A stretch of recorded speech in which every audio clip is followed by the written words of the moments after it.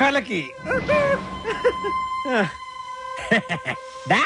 കാട്ടാപ്പള്ളി, എടാ നീ ആണാണെങ്കിൽ ഇറങ്ങി വാടാ. ഇപ്പൊ അങ്ങോട്ട് പോണ്ട. എന്താ പോയാല്? മതമിളകി ആന കുത്താൻ വന്നാലും നെഞ്ചു വിരിച്ച് നിൽക്കുന്നവനാടോ ഈ നാഗേന്ദ്രൻ? നിന്റെ വടക്കമ്മലക്കാരെ ആണുങ്ങളുടെ മുന്നിൽ തോറ്റോടിയെ കണ്ടില്ലേ? നാണമില്ലടാ നിനക്ക് ഇങ്ങനെ നാറിയ കളി കളിക്കാൻ? ആണുങ്ങളാണ് നേരിട്ട് മുട്ടണം. നേരിട്ട് തന്നെ മുട്ടാടാ.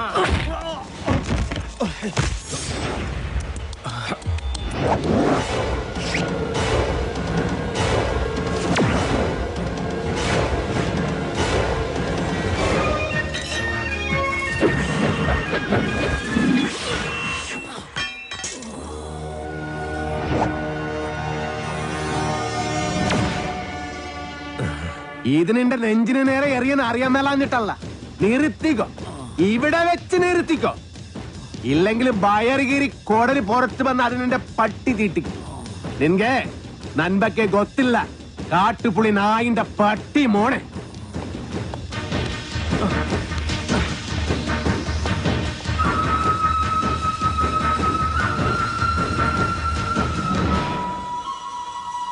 നിങ്ങളൊക്കെ തന്നെയാ കാട്ടാപ്പള്ളി ഇത്രയും വളർത്തിയത്. ഒതുക്കണമായിരുന്നു, വളരെ മുമ്പേ ഒതുക്കണമായിരുന്നു. അറിയാൻ പാടില്ല, പക്ഷെ അവനെ കൊന്നിട്ട് ഞാൻ ജയിലിൽ പോകാൻ പാടില്ല. എന്റെ ശത്രു വേറെയാ. എന്റെ അച്ഛനെ 16 വെട്ടുവെട്ടിയിട്ട് കടന്നു കളഞ്ഞ എന്റെ ആജന്മ ശത്രു വീരു.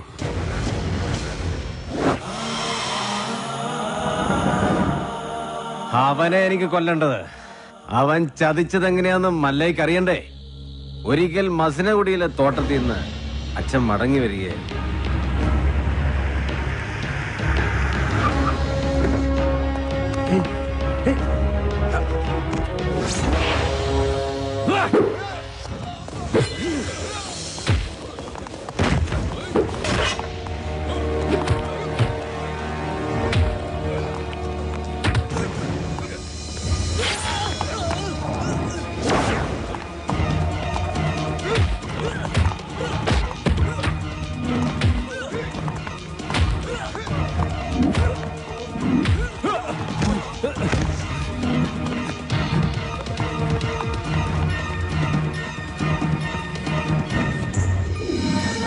ഇവന് കന്നഡ മാത്രമേ അറിയൂ, മലയാളം തീരെ അറിയില്ല. ആരും പോലും ഇല്ലാത്തവനാ. വീരുന്ന പേര്. ഒരു മകനെ പോലെ തന്നെയാ അച്ഛൻ അവനെ കൊണ്ടു നടന്നത്. ഒരു കൂടപ്പറപ്പിനെ കിട്ടിയെന്ന് ഞാനും കരുതി. പക്ഷേ അച്ഛനെ ആക്രമിച്ചവനെ ഒരിക്കൽ പോലീസ് പിടികൂടി. അവനിൽ നിന്ന് ഞെട്ടിപ്പിക്കുന്ന സത്യമാ ഈ ഗ്രാമം അറിഞ്ഞത്. വീരു അവന്റെ സംഘത്തിൽപ്പെട്ടവൻ തന്നെയായിരുന്നു. ഒരു സഹായിയെ പോലെ കടന്നുകൂടി വൻ കവർച്ച നടത്താനായിരുന്നു അവരുടെ പദ്ധതി. ഇത് അറിഞ്ഞതോടെ എന്റെ അച്ഛനെയും കുറുപ്പച്ഛനെയും ആക്രമിച്ച് പണം തട്ടിയെടുത്ത് അവൻ ഓടി. പക്ഷെ അവൻ ചെന്നുപെട്ടത് ഞങ്ങളുടെ ആശ്രിതനായ വടിവാള് വാസുന്റെ മുന്നിലാണ്.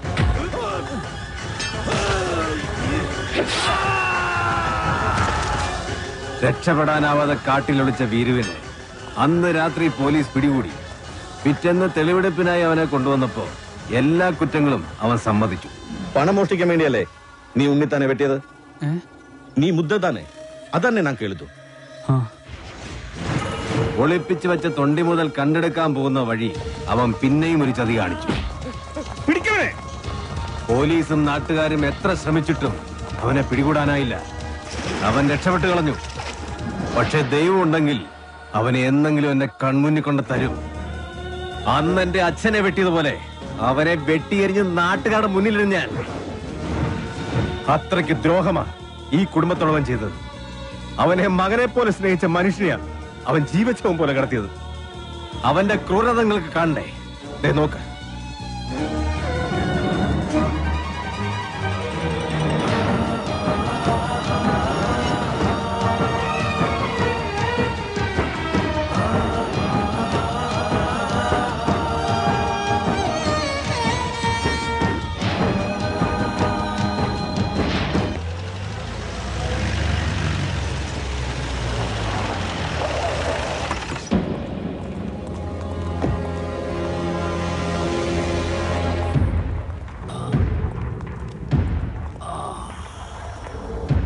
അന്നേ ഞാൻ നിന്നോട് പറഞ്ഞതാ വേണ്ടാത്ത പണിക്ക് പോണ്ടാന്ന്.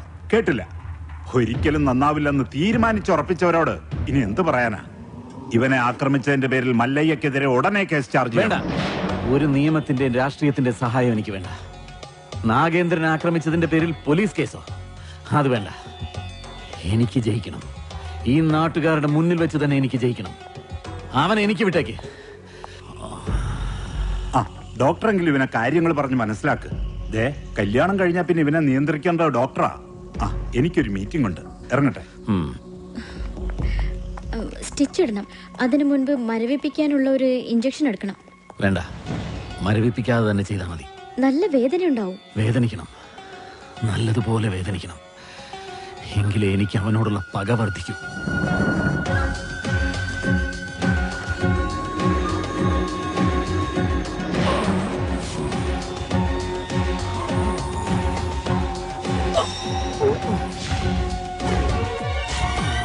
എന്ത് പറ്റിയതാ?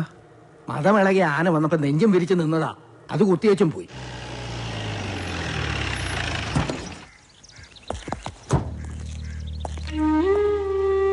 അണ്ണവരെ ഒന്ന് കാണാൻ. അതിനെന്താ, വരൂ. സംസാരിക്ക. പറയുന്നതൊക്കെ മനസ്സിലാവും, മറുപടിയൊക്കെ കണ്ണീര് കൊണ്ട. നമുക്ക് നല്ല ഡോക്ടർമാരെ ചികിത്സിക്കാൻ ഇനി ബാക്കിയൊന്നുമില്ല. പ്രത്യേകിച്ചൊന്നും ചെയ്യാനില്ലെന്ന് എല്ലാവരും പറയണേ. ഞാൻ ചായ എടുക്കാം.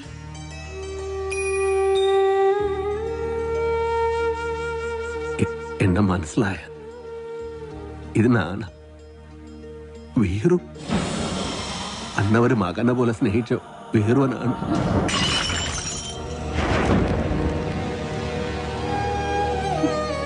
എന്തിനാ വീണ്ടും വന്നത്? അവശേഷിച്ച ജീവൻ കൂടി എടുക്കാനോ? നിന്നെ ഒരുപാട് സ്നേഹിച്ച മനുഷ്യനോട് എന്തിനു നീ ചതി ചെയ്തു? എല്ലാരും കൂടെ എന്നെ ചെയ്തിട്ടില്ല. എനക്ക് ഇവർ ഭഗവാൻ മാതിരി. ഭഗവാൻ ആരെങ്കിലും ഉപദ്രവിക്കുമോ? എന്നെ വിശ്വസിക്കണം. അമ്മയെങ്കിലും എന്നെ വിശ്വസിക്കണം. ഞാൻ ആരെയും സാധിക്കില്ല. ആരെയും സാധിക്കാൻ പറ്റില്ല എനിക്ക്. ഭഗവന്ത എല്ലാ കുത്തരം ഇവരെന്നെ ഈ സ്ഥിതിയിലിട്ടിയ അണ്ണവരെ ഒന്നും പറയും. ഞാനല്ലെന്ന് ഒന്നും പറയും. മതി, പൊയ്ക്കോ. എന്റെ മോനോ നാട്ടുകാരോ അറിയുന്നതിന് മുമ്പ് ഈ നാട്ടിൽ തന്നെ പൊയ്ക്കോ. ഇല്ലെങ്കിൽ നിന്റെ ജീവൻ പോലും അപകടത്തിലാവും. അയ്യോ, എന്ത് പറ്റി? അയ്യോ, എന്താ ഇത്?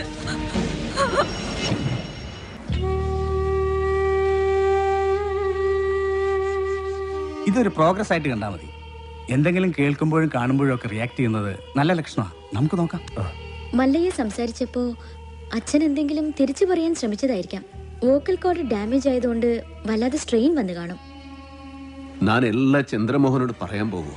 വേണ്ട, ഞാൻ വിശ്വസിച്ച പോലെ അവനെല്ലാം വിശ്വസിക്കണമെന്നില്ല. എല്ലാ സത്യം അറിയണ ആളാ. അകത്ത് സംസാരിക്കാൻ കളിയാതെ കിടക്കണം. അന്ന് മലയാളം അറിയാതെ നൻകെ എന്ത് പറഞ്ഞു എന്ത് ചെയ്തു അറിയില്ല. ആരെന്നെ സാധിച്ചു അറിയില്ല. അതുകൊണ്ട് തന്നെയാ ചന്ദ്രമോഹൻ ഒന്നും അറിയണ്ടെന്ന് പറഞ്ഞത്.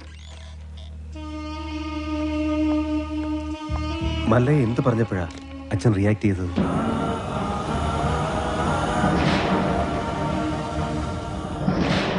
എല്ലാത്തിനും അവസരം വരും.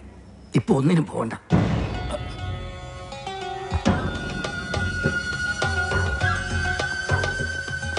പാമ്പിനെയാ നീ നോവിച്ചു വിട്ടത്. സൂക്ഷിച്ചോ. എല്ലാറ്റിനും കടുക് കീറി കണക്ക് തീർക്കുന്ന ഒരു ദിവസം വരും. അന്നേ നമ്മൾ തമ്മിൽ കാണും. ഇപ്പൊ ബയർ മാത്രമേ കീറിയുള്ളൂ. വേഗം പൊയ്ക്കോ, ഇല്ലാന്ത്രേ മൊത്തം വലിച്ചു കീറും. കാണാം, നമുക്ക് കാണാം.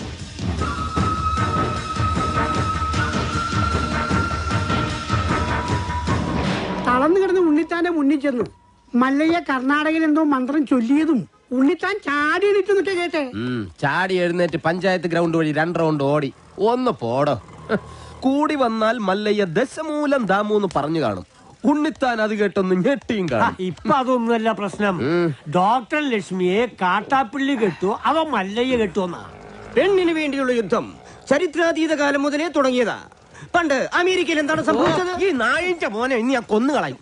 നീ എന്ത് പറഞ്ഞാലും എന്തിനാണ് അമേരിക്ക പോകുന്നത്? ഇവിടെ അത് പോട്ടടാ രാമു. അല്ല പിന്നെ ഇവനെന്താ സായിപ്പ് ഉണ്ടാക്കിയത്? വേലിൽ നീ വായനശാലയിൽ പുസ്തകം വായിച്ചോണ്ടിരുന്ന നിന്റെ കണ്ണി ഞാൻ കുത്തിപ്പൊട്ടിക്കും. ഓ, എന്റെ കയ്യിൽ എസ് മോഡൽ കത്തിയില്ലാതായി പോയി. പാലിന്റെ പാത്രം ഒഴിഞ്ഞെങ്കിൽ തന്നോളൂ. ഓഹോ, നീ മല്ലയ്യയുടെ വീട്ടിൽ കയറി താമസിച്ചിട്ടും മല്ലയ്യയുടെ മനസ്സിൽ കയറി താമസിച്ചത് ആ ഡോക്ടർ പെണ്ണായി പോയല്ലോ ഗൗരി. ചില മുതലാളിമാരൊക്കെ അങ്ങനെയാ പരമുള്ളേ. വീട്ടിലൊരു സെറ്റപ്പ് ഉണ്ടെങ്കിലും കല്യാണം കഴിക്കുന്നത് വേറെ പെണ്ണിനെ ആയിരിക്കും. ഇഷ്ടപ്പെട്ടില്ലേ? പെട്ടില്ല. മാപ്പൊന്നും പറയണ്ട, പൊക്കോ. വൃത്തിയായിട്ടവനെ ഉമ്മ വെച്ച് കളിക്കുന്ന. ചെവിയും കെട്ടൂടാ, കണ്ണും കണ്ടൂടാ. ശിവനെ, ഇത് യാത് ജില്ല? നിക്കടെ. തൽക്കാലം മല്ലയെ ഇത് അറിയണ്ട. പെങ്ങളൂട്ടി പൊക്കോ. യുവമാരൊന്നും ശരിയല്ല, പൊക്കോ. സ്ത്രീകളെ ഞാൻ തല്ലാറില്ല, പക്ഷെ ഇതുപോലെ ചിരിക്കുന്നവന്മാരെ ഞാൻ വെറുതെ വിടാറുമില്ല. കമന്റ് അടിച്ചിട്ട് ചിരിക്കുന്നവടാ കള്ളക്കളവാ. ചിരിക്കടാ, ധൈര്യം ഉണ്ടെങ്കിൽ ചിരിക്കടാ. നിനക്കൊക്കെ എന്നെ ശരിക്കും അറിയാൻ പാടില്ല. എടാ, നീയൊക്കെ ബോംബെയിലെ അധോലോകമായ ധാരാവി ധാരാവി എന്ന് കേട്ടിട്ടുണ്ടാ? ഞാൻ കേട്ടിട്ടുണ്ട്, പോയിട്ടുണ്ട്. എന്താടാ? അണ്ണാ, ഇനി പോകുമ്പോ എന്നെ കൂടെ കൊണ്ടുപോകൂ. സത്യം, ഞാൻ ഇതുവരെ പോയിട്ടില്ല. ഫുൾ ചെലവ് എന്റെ വക. കൊണ്ടുപോവാന്ന് പറ. ഇനി വേറൊരു കഥ പറയാം. ആ കൈ എടുത്തേ. ഒരു ഉറുമ്പ് ഇങ്ങനെ നടന്ന് നടന്ന് നടന്ന് നടന്ന് നടന്ന് ഞങ്ങൾ ഈ ആനയുടെ ഉറുമ്പിന്റെ കഥ. ഒരു കാര്യം പറഞ്ഞേക്കാം, അങ്ങനെ ദേഹത്ത് തൊട്ടുള്ള കഥ പറച്ചിലൊന്നും വേണ്ട. പാവങ്ങളാണെങ്കിലും ഞങ്ങൾക്കും ഇത്തിരി അന്തസ്സ അഭിമാനമൊക്കെ ഉണ്ടെന്നുള്ള കാര്യം മറക്കരുത്. അതുകൊണ്ട് മേലിൽ അവളെ ശല്യം ചെയ്യാൻ നിൽക്കരുത്. ഭർത്താവ് തളർന്നു എടുക്കാൻ തുടങ്ങിയിട്ട് 5-6 കൊല്ലമായല്ലേ? കാര്യങ്ങളൊക്കെ ഇങ്ങനെ നടക്കുന്നു. വീട്ടിലെ ചെലവിന്റെ കാര്യങ്ങളെ എന്നോട് സ്നേഹമാണെന്നൊന്നും ചാണകം വരുന്ന കൈ കൊണ്ട് അടിമേടിക്കല്ലേ. എന്റെ കൂടെ പോന്ന ചാണാൻ വരുന്ന കൈ കൊണ്ട് ഞാൻ സ്വർണം വാരിക്കും. രണ്ടും കൂടി കിന്നാരം പറഞ്ഞു നിൽക്കാണ്ട് ആ പശുക്കൾക്ക് പുല്ലോ വൈക്കോലോ എന്തെങ്കിലും ഇട്ടു കൊടുക്ക്. ഞാനിവിടെ പശുവിന്റെ ഉച്ചിഷ്ടമേദ്യം വാരിക്കൊണ്ടിരിക്കുക. 3 നേരം വെട്ടി വിഴുങ്ങണ്ടേ? മനുഷ്യനെ പണി ചെയ്യാൻ സമ്മതിക്കുള്ളൂ വെച്ചാ. ഇയാള് ഒരുപാട് പണി ചെയ്യുന്നുണ്ടെന്ന് എനിക്ക് മനസ്സിലായി. പാലില് വെള്ളം ചേർത്ത് വിൽക്കുക, വൈക്കോല് മറിച്ച് വിൽക്കുക, ഇതൊക്കെയല്ലേ താൻ ചെയ്യുന്ന പണി. എന്റെ ഈ അന്ന സത്യം ഞാനങ്ങനെ ചെയ്തിട്ടില്ല. വെറുതെ കഴിഞ്ഞ ആഴ്ച നടന്ന കാര്യങ്ങൾ പറഞ്ഞ് എന്നെ നാറ്റിക്കരുത്. ഒന്നിനും വിശ്വസിക്കാൻ കൊള്ളില്ല. വിശ്വസിച്ച് കൂടെ നടക്കുന്നവരാ ചതി കാണിക്കുന്നത്. ഇവളെന്താ ഒരുമാതിരി വാവെടുത്ത പശുവിനെ പോലെ? ഞാൻ ഇന്നലെ വെണ്ണ കട്ട് വിറ്റതെങ്ങാനും ഇവളറിഞ്ഞ